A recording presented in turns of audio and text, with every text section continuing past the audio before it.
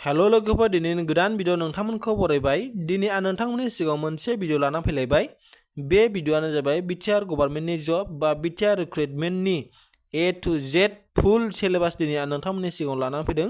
बे सिलेबासआ अफिशियेल सिलेबास दै आरो बबे सिलेबासनि सिङाव नोंथांमोना मा फरायनो नांगोन बेखौ आं दिनैनि बे भिडिअनि गेजेरजों A to Z फुल लाना फैदों। बेनिखायनो नोंथांमोना भिडिअखौ जागायनायनिफ्राय जोबनायसिम नायलांबानो जाबाय आरो जायफ्रानाखि चेनेलाव गोदान अन्नानै चेनेलखौ साबस्क्राइब खालामनानै लाबानो जाबाय। जोंनाव बेबादिनो बर' रावजों लेटेस्ट भिडिअ नोंथांमोना मोननो हागोन। आरो लोगोफोर कमेन्टआव खोन्थाहरदो साबेसे सोर एप्लाइ खालामनो मोनखो आरो सोर एप्लाइ खालामनो मोनाखै। बे एप्लाइ खालामनो मोनैनि दायआ नोंथांमोननि नङा दै। मानो होननानै बुङोबा जे BTR गभर्नमेन्टआ मिथिखागौ जे BTRआवबो आनएमप्लयमेन्टआ गोबांथार दङ। दा बेफोरखौ मिथिखानानैब्लाबो जे अफलाइन होनांगौमोन बिथांमोना बे नङामोन दै। बेयो अनेक 100% बे गोरोन्थि जादों होननानै आङो मिथिबाय। कमेन्टनि दुवारै जोङो नायबानो मिथिखायो जे बिथांमोना अनलाइन खालामनांगौमोन। अनलाइन खालामोब्लानो बेवहायनो बेसेबांनाखि फिस लानांगौ दं बेखौहाय एप्लाइ खालामग्राफ्रा खालामगौमोन आरो थाबनो जागौमोन। एप्लाइआबो खस्थ' मोननाय नङामोन आरो बेबायदि जे माखासे मानसि किसुमानफ्रा एप्लाइ खालामनो मोनलायै बेबायदि जानाय नङामोन आरो। दा आङो बेखौनो खावलायो BTR गभर्नमेन्टआ जेन' नेक्स्टआवहाय एडमिट होनायनिफ्राय लानानै आरो नेक्स्ट एप्लाइ जागोनफोरनिफ्राय लानानै जेन' अनलाइन खालामो। अब्लानो बिथांमोना बेवहायनो जेन' फिस लानांगौबाबो बिथांमोना फिस लानो हागोन। आं बेखौनो खावलायो। अब्ला फैदो लोगोफोर दिनैनि सिलेबासखौ जोङो नायदिनि। मोननैसो एग्जामिनेसन बा इन्टारभिउनि बागै नोंथांमोननो खोन्थानो हास्थायदों। नोंथांमोना नायबानो जाबाय जे नैबाव होदों लिरदों आं फरायबाय थालिया। जायफ्रानाखि गोजौ होनाय पस्टआवहाय एप्लाइ खालामबाय बेनि थाखाय नोंथांमोना रिटेन एग्जाम बा इन्टारभिउ होथारनांगोन दै। आरो बेनि थाखाय बिथांमोना जोंखौहाय बा नोंथांमोनखौ लिंहरगोन जे एडमिटनि थ्रुयैहाय बिथांमोना लिंहरगोन बेखौ बावहाय होदों। आरो नैबे बि नाम्बारावहाय in case of computer operator proficiency test will be conducted including written exam.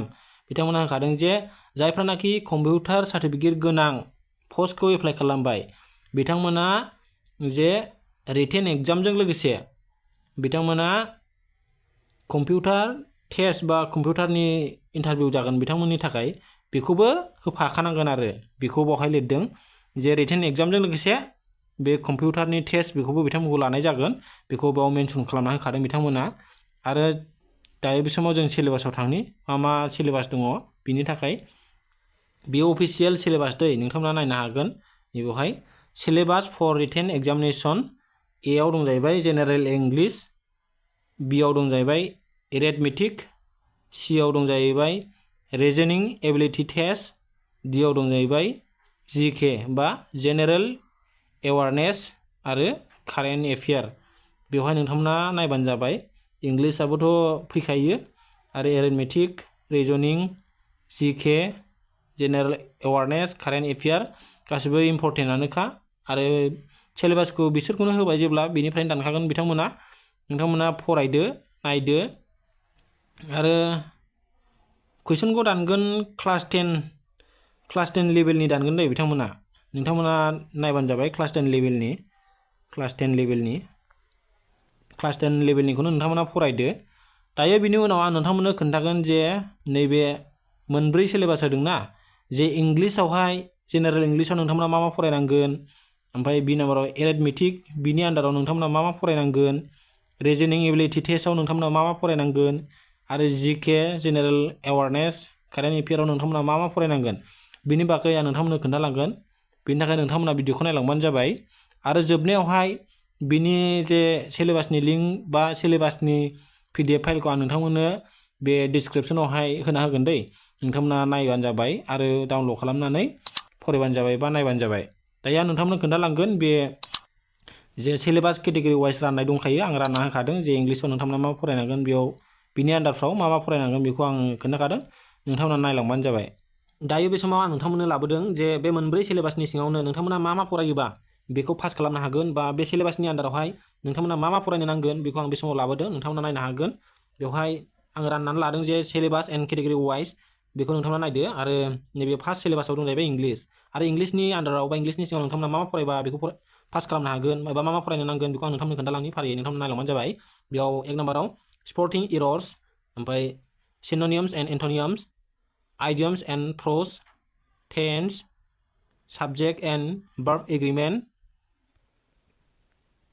ओमफ्राय nouns, pronoun, articles, preposition, active, passive voice, vocabulary, ओमफ्राय नैबे 2 नाम्बारावहाय जिकेनिफ्रायबो गोबां फैखायोआनो नोंथांमोना बेबायदि नायनांगोन 2 नाम्बाराव दं जाहैबाय जिके बा जेनेरेल नलेजनि सिङाव मा फैगोन बेयाव 1 नाम्बाराव state symbols and countries president and currency नोंथांमोना बेखौ नायथारनांगोन दै इम्परटेन्ट बिरादनो बे कारेन्सि बा बबे कान्ट्रिनि जे प्रेसिडेन्टफोरनि बा प्राइम मिनिस्टारफोरनि जे नामा मा बा सोर बेबायदि फैयो आरो ओमफ्राय 2 नाम्बाराव आर्ट एन्ड कालचार 2 नाम्बाराव फेस्टिभेल एन्ड सेलेब्रेसन बेयाव art and craft newspaper and magazine books and others awards and honours बेबायदि नायनांगोन आरो दंबावो लास्टआव जाहैबाय बड' एकर्ड थारमाने जोंनि बिटिसिनि एग्जाम नालाय बड' एकर्डनि बागै कुइसन दाननो हागौ बिथांमोना बेनि थाखायनो नोंथांमोना बेखौबो फरायबानो जाबाय आरो नेक्स्टआव दङ जाहैबाय